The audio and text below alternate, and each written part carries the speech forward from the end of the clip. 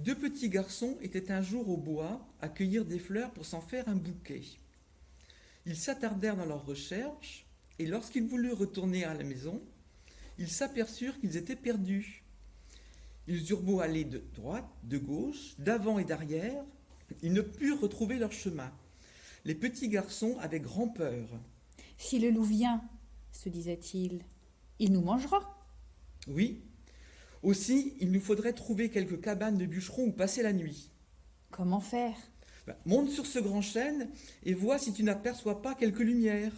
Le petit garçon grimpa le long de l'arbre et de branche en branche arriva au sommet. Il regarda dans toutes les directions et finit par remarquer une lumière brillant dans le lointain. Il prit son chapeau et le laissa tomber dans la direction de la lumière. Puis il descendit et partit de ce côté. Comme il avait des haricots dans sa poche, il en sema sur son chemin et de manière à pouvoir le lendemain revenir dans la forêt. Et bientôt, il se trouva avec son frère devant un magnifique château. « Qui est là ?» dit une femme qui vint leur ouvrir. « Nous sommes deux petits garçons égarés dans la forêt et nous voudrions que vous nous logiez pour la nuit.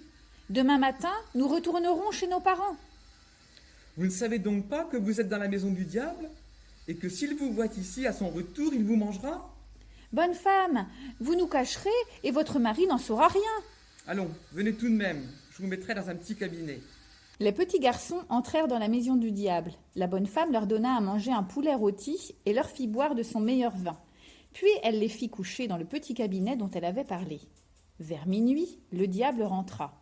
« Femme, je sens la viande fraîche, la chair de chrétien. »« Tu te trompes sans doute, à moins que ce ne soit le hibou qui a passé tout à l'heure et qui a laissé un os dans la cheminée. » »« Non, non, c'est la viande fraîche que je sens. » Le diable fureta partout et finit par trouver les petits enfants.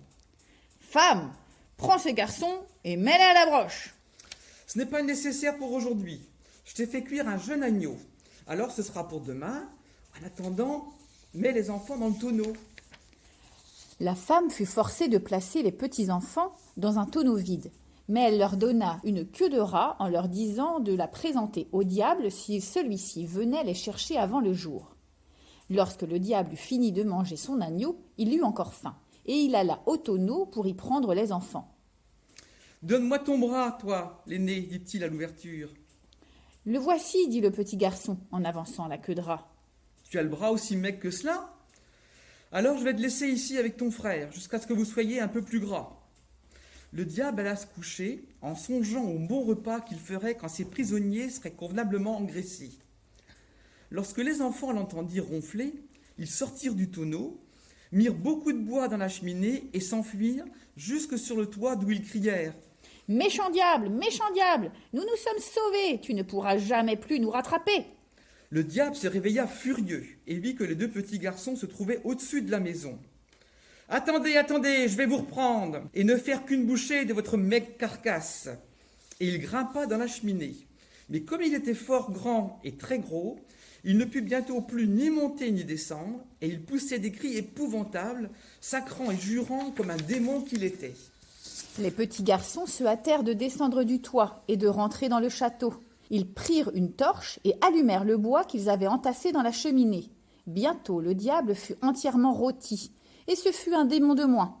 La bonne femme était bien heureuse d'être débarrassée de son vilain mari, et elle dansait et elle chantait comme si elle avait été à la noce. Le matin venu, elle prit toutes ses richesses et en mit la moitié de côté pour ses petits sauveurs qui, grâce aux haricots qu'ils avaient jetés la veille, purent retrouver la forêt et le chemin de leur maison. Avec l'or et l'argent du diable, ils vécurent heureux, et s'ils ne sont pas morts, ils doivent être bien vieux, car ma grand-mère tient leur histoire de sa propre grand-mère, morte il y a bien longtemps.